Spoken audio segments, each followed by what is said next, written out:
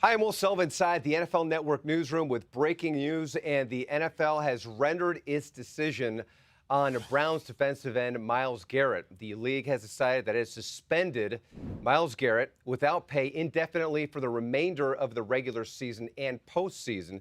Steelers center Marquise Pouncey suspended without pay for 3 games, and Browns defensive tackle Larry Ogunjobi has been suspended without pay for 1 game and fined, but he is planning to appeal that punishment. And this all stems from what happened last night towards the tail end of the Thursday night football game there, where Myles Garrett and Mason Rudolph were tussling, and then Garrett rips off the helmet, ends up hitting Rudolph over the head with the helmet. Ogunjobi later on would push Rudolph in the back as well. So this all stemming from last night. Once again, the breaking news: Myles Garrett suspended without pay indefinitely for the remainder of the regular season and postseason. Marquise Pouncey suspended without pay for 3 games. And Larry Ogunjobi has been suspended without pay for 1 game and fined. He is planning to appeal that punishment. The Browns have also released a statement as well, reading in part, "We are extremely disappointed in what transpired last evening at the end of our game. There's no place for that in football, and that is not reflective of the core values we strive for as an organization." We now bring in NFL Network insider Ian Rappaport. And Ian, you've been on the story, and I know that you had thought that it would be a significant punishment, and indeed that's what it was from the NFL. I would go further than saying significant punishment. Unprecedented penalties from the NFL levied against several players, against the teams. Here's what we have in all. You mentioned it. Myles Garrett suspended through the balance of the season and the postseason at the least. He needs to meet with Commissioner Roger Goodell to get cleared to return to the field after his heinous actions of taking the helmet of Mason Rudolph and whacking him on the head with it. You're seeing it right there. So a massive suspension for Myles Garrett and a fine. That's obviously one. You have Marquise Pouncey, the Steelers offensive lineman, kicking a player who is down. That is another one that incurred a 3-game suspension. I wouldn't be surprised if he appealed as well. And then Larry Ogunjobi for pushing Mason Rudolph in the back. He gets a 1-game suspension and a fine. And that's not all. $500,000 in fines in total against the 2 teams for everything that happened late last night. In addition, I'm also told by a league source that every player who left the bench area to participate in this fracas is also expected to be fined at the least. There could be other people who would be fined as well. In all, just a massive, massive day of penalties from the NFL for what was a horrific scene late on Thursday night. Absolutely, they wasted little time. NFL Network's Tom Pelissero as well has been following the story for us here at NFL Network. And Tom, what is your take on what has transcended here just now with the NFL rendering its punishment on not only Larry Ogunjobi and Marquise Pouncey, but as Myles Garrett as well?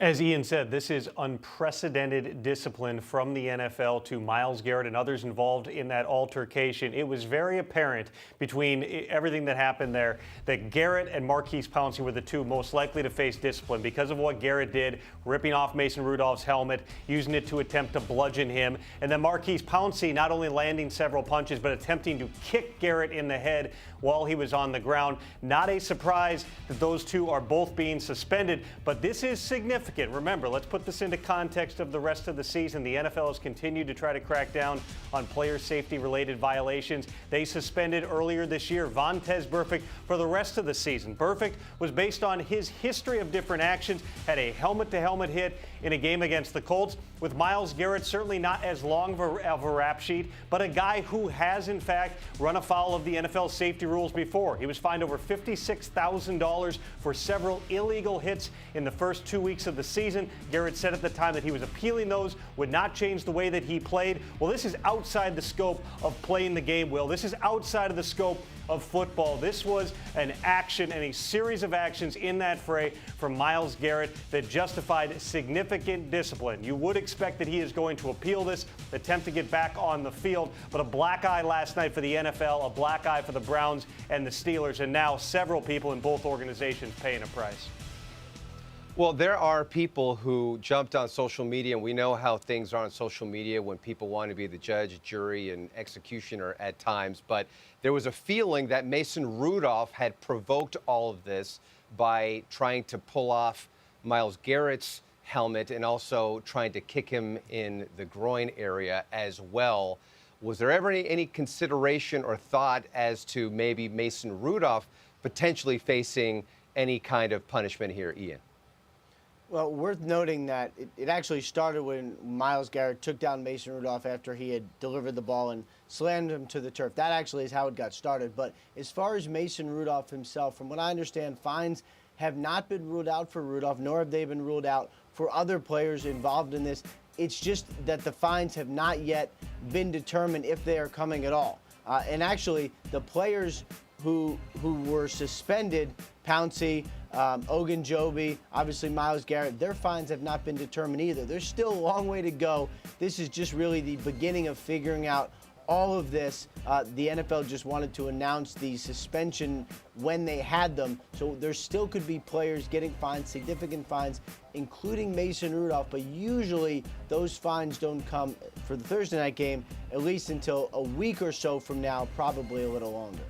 All right, so Ian, Tom, stay right where you are. Our colleague Judy Batista joining us now as well to give her insight. And Judy, as soon as people saw the moving pictures, saw what had transpired toward the end of this Thursday night football game, people were instantly up in arms about it. And some people thought that maybe this should be taken a step further and maybe a criminal action should be considered in this particular case. What was your reaction to what the NFL's decision has been today on the punishment? Well, I think the NFL had to throw the book at everybody who was involved in it. They can't talk nonstop every day about how concerned they are about player safety if they're not going to throw the book at people who behave the way members of the Steelers and Browns organizations did last night. The helmet was used as a weapon in that case. He swung, he connected. Fortunately, he didn't connect even worse. But you just can't have that. That was a rare act. We don't see that all the time. There's a reason why everybody was sort of going back to Albert Hainsworth a few years ago. You just don't see these kinds of very violent acts on the football field. And they had to come down hard on everybody involved. I'm curious to see what they do going forward. Certainly there will be appeals. I'd be surprised if these things are pulled back during appeals. But I think the NFL had to do this if they were going to have any credibility going forward on player safety. Well, we have mentioned that this is unprecedented, this sort of punishment. What kind of ripple effects do you think this is going to have throughout the league? Well, they had to send a signal, and they sent a signal, right, that this was not tolerated. And, you know, the guys just talked about it a few minutes ago. We've seen them do other things, player safety related, right, helmet hits, things like that. But that's in-game stuff. That's football plays that they want to get out of the game. These are not football plays. This was a brawl. It was a melee. They really don't want that. Let's just go to the optics of it. This was a primetime nationally televised game. This was a terrible look and marred an entire evening, marred what was a big victory for the Cleveland Browns in a rivalry game. This was a terrible look for the NFL, and they had to send a message to their fans and to their players. This will not be tolerated going forward, and I think the harshness of the penalties gets that message across. Absolutely. Tom Pelissero, you're with us, as well as Ian Rappaport, as you're joining us on our breaking news coverage here on NFL Network, as the NFL has rendered its decision on Myles Garrett and others, suspending him without pay indefinitely for the remainder of the regular season and postseason. And Ian, in terms of the punishment now that we're seeing, we're digesting it and talking about it right now. How is this going to affect the Browns organization as they're trying to go on a little run here after winning back-to-back games? Well, at the most basic level, it takes two good players off the field, at least for one game. Larry Ogunjobi, pretty good player on their defensive line, and obviously Myles Garrett, a dominant pass rusher, and someone who we thought and may still end up being, we thought was and may still end up being one of the big-time players for the Cleveland Browns going forward, and one of the best defensive ends in the NFL, now suspended through the balance of the season, at least including the postseason if somehow the Browns end up getting there. And that's actually not all. When you have a player who is suspended, all of his guarantees void. So all the guarantees void for all the players who are involved. As far as Myles Garrett goes, he's on the fifth-year option was something that was exercised. We don't know at this point what happens to that. Does it void? But obviously the ramifications to the player's contract is something that is worth discussing too. And at least for the Browns on the field, it just becomes harder because they lose two good players. And at least in the case of Myles Garrett, obviously pretty warranted. And absolutely 2-0 against AFC North opponents. The first time this season they've won back-to-back games. Tom, in terms of that locker room, how is this going to reverberate there with all the players? Well, I think that you saw some of it last night when Odell Beckham Jr. and Jarvis Landry were on our set post-game and really for the first time watching the replay of exactly what had occurred. They said that that this was something that has no place in the game. Landry said it was embarrassing how the game ended.